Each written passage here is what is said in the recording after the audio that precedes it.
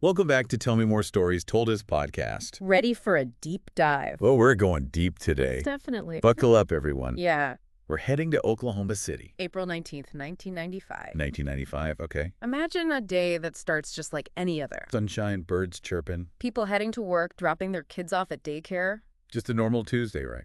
Except it wasn't. Not even close. At 9:02 a.m., 3.02. the heart of Oklahoma City was ripped apart. Wow. The Alfred P. Murrah Federal Building, 9 stories tall. a symbol of, well, government presence, Right. turned into a scene of just unimaginable devastation. Devastation. Yeah, it's hard to even picture. It really is. Like, this wasn't some war zone. No, this was yeah. Main Street America, you know? Absolutely. And this building, it housed all sorts of federal agencies. ATF, DEA. Social Security. Yeah, that's going to be key later when we talk about the why. The why. Okay, we'll get to that. The blast came from a Ryder truck, A Ryder truck. packed with over 4,800 pounds of explosives. 4,800 pounds. That's insane. We're talking ammonium nitrate fertilizer mixed with nitromethane, A diesel fuel. a recipe for absolute carnage. Yeah, no kidding. The north side of the building, It's just gone. practically vaporized. It's just unbelievable. Witnesses said the sound. That better. They'll never forget it. Like a deafening roar that just echoed for miles, right? Wow. The explosion left a crater in the street, 30 feet wide. 8 feet deep. Cars were just tossed around like toys. Through blocks? Glass shattered everywhere. The dust cloud. Massive. A giant grim shroud just settling over the city. And then silence. Oh, wow. And in that silence, Yeah. the real horror started to sink in. People stumbling out of nearby buildings covered in dust and debris, right? Some bleeding. Some just in shock. Dazed. The realization hitting them that this wasn't an accident. This was an attack. A deliberate attack. And that 9-story building, Yeah. pancake. Just collapsed on itself. The daycare. Oh my. Second floor, right above where the truck was parked. Gone. Gone. Rescue workers just racing to the scene. Firefighters, police, everyday people. Everyone just desperate to help. Clawing through the rubble, searching for any sign of life. It must have been chaos. Controlled chaos, but chaos nonetheless. They brought in those sensitive listening devices, right? Trying to hear anything, a heartbeat, anything. Under tons of concrete and twisted metal. There were moments of hope. Yeah. A 15-year-old girl pulled from the basement alive. Alive. After almost 10 hours, trapped. Oh my God. But as hours turned into days. The reality set and Yeah. 168 people died that day. 168. 168 lives just extinguished. It's hard to even comprehend. 19 of them children. Oh God, the daycare. The youngest victim, just 3 months old. 3 months old. Hundreds more injured, scars that run deep. Physical and emotional.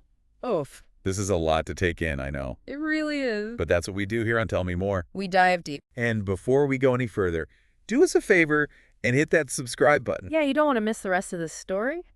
We're just getting started. In the immediate aftermath. Yeah, everyone's asking the same question. Who would do this? Right. Was it international terrorism? A drug cartel. Some kind of anti-government group? The FBI was racing to find answers. And the clues started coming together. Quickly, Less than 90 minutes after the bombing. a state trooper makes a traffic stop. Routine, right? Seems like it. Yellow Mercury marquee, no license plate. The driver, young guy named Timothy McVeigh, Timothy McVeigh. cooperative at first. But then, things took a turn. The trooper finds a concealed weapon on McVeigh. Okay, red flag. Glock 21 pistol. And then... As the trooper's processing the arrest, he finds a business card a business card. tucked in McVeigh's patrol car. What was on it? A handwritten message on the back. A message. TNT at $5 a stick. Need more. Chilling. Chilly. But at that point... No one connects it to the bombing. Right. The pieces fall into place later. How? Investigators traced the VIN number from the axle of that Ryder truck Okay. Yeah. back to a rental agency in Junction City, Kansas. Kansas. The owner of the agency, he remembers the guy who rented the truck. His description, perfect match for Timothy McVeigh. Wow. It all clicked. The truck, the motel receipt with McVeigh's name on it. Witnesses who placed him with the truck, The evidence was piling up. and it gets even stronger. Tell me. The FBI goes to Harrington, Kansas, Okay. to the home of McVeigh's Army buddy, Terry Nichols. Terry Nichols, got it. They find ammonium nitrate fertilizer, blasting caps, The blasting caps. Oh, wow. and a copy of the Turner Diaries, Wait, the Turner Diaries. What's that? white supremacist novel. Oh, no. And get this, What? The book describes a bombing almost identical to the Oklahoma City attack, No way. right down to the type of explosive. That's creepy. They also find a hand-drawn map of Oklahoma City at Nichols' place. What's circled? The Murrah Building. Bingo. It was planned. Calculated, cold-blooded, driven by hate. Hate for the government. Exactly. So we've got the what, and we're starting to see the how. Right. But the biggest question remains. The why. What would drive someone to do something this horrific? To understand that, we need to dig into the mind of Timothy McVeigh. Okay, let's do it. Welcome back to Tell Me More Stories Told as Podcast. We're diving deeper into the Oklahoma City bombing, and things are about to get really heavy. We've got the what, the how, but now the big question, the why. What could possibly drive someone to do something this horrific? To understand that, we got to step into the world of Timothy McVeigh. A dark and twisted world for sure. Yeah, and this wasn't some overnight transformation from soldier to terrorist. What is a process? A slow burn. Fueled by what? Disillusionment with the government. Okay. A dangerous fascination with radical ideologies. So he wasn't always this extreme. No, not I mean, the guy was a decorated Gulf War veteran. So what happened? He'd always been kind of a loner, into Yeah. guns, survivalism, that sort of thing. Right. But his time in the Army, especially the Gulf War, Yeah. seemed to just deepen his cynicism, To the a degree. authority, the government, the whole system, He started seeing conspiracies. everywhere. Like, specifically, what did he see as the government doing wrong? Two events really became fixations for him. Okay, which ones? Ruby Ridge, 1992, Okay. and the Waco siege in 93. I remember Waco. It was huge. Yeah, both highly controversial. Deadly confrontations between federal agents and civilians. And for McVeigh.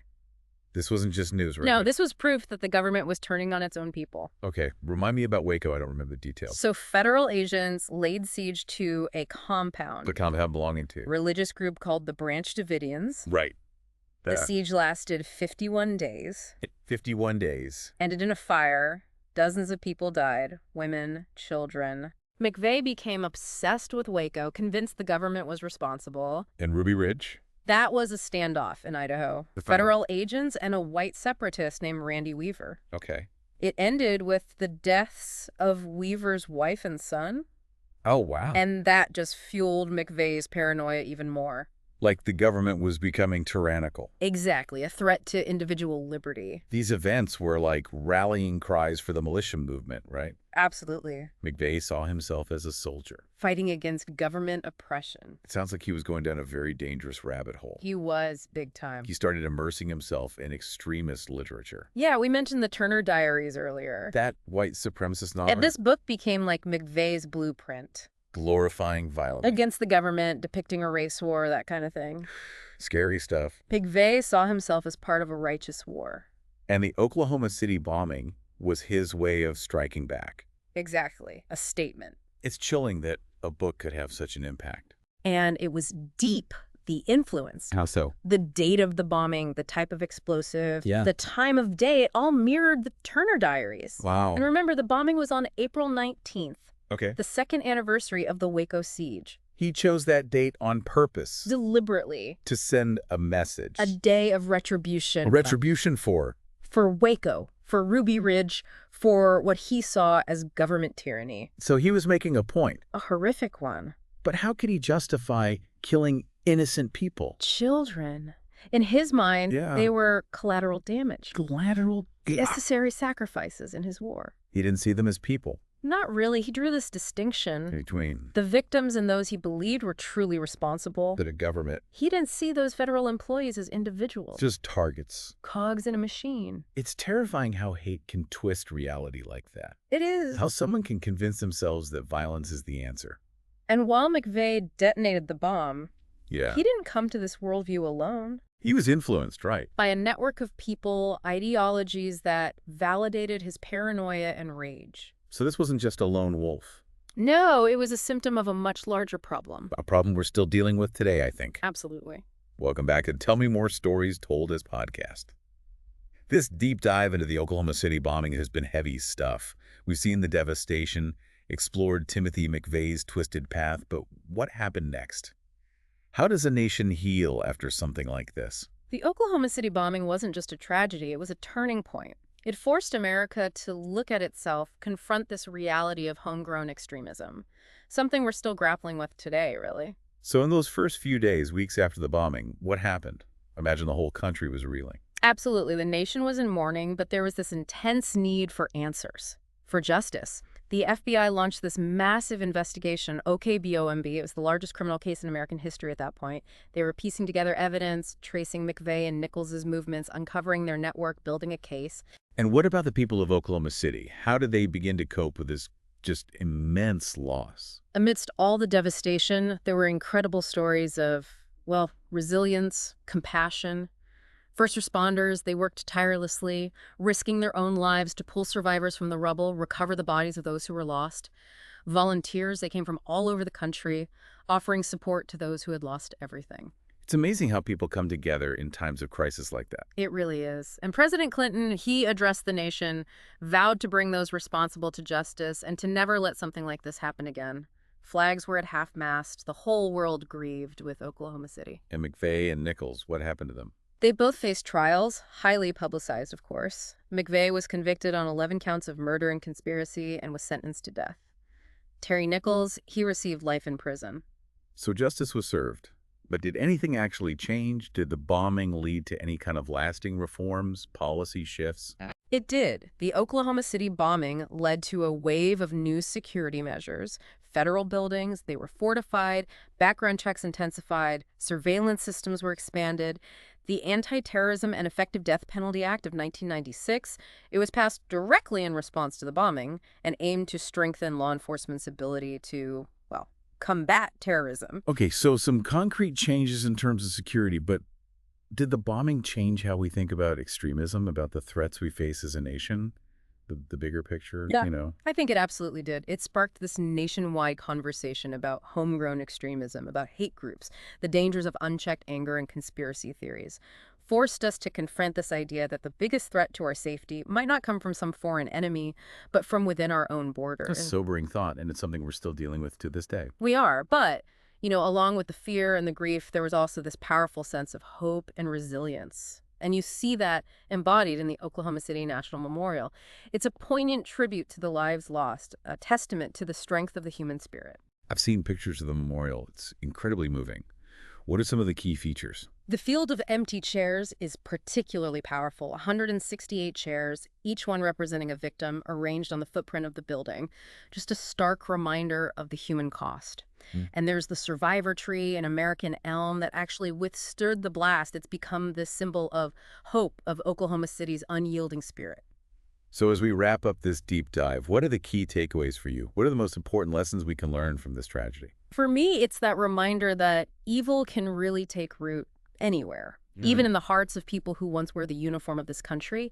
It's a reminder to be vigilant, challenge hate, and nurture compassion and understanding, in our communities. It's also a reminder that even in the face of this just unimaginable tragedy, the human spirit is incredibly resilient. We saw it in the rescuers, in the survivors, the outpouring of support from, well, all over the world. Oklahoma City showed us the worst of humanity, but also the very best. And ultimately, that's what I hope people take away from this deep dive. We can never forget the horror of that day, but we can also find hope in the enduring power of compassion, resilience, the human spirit to heal.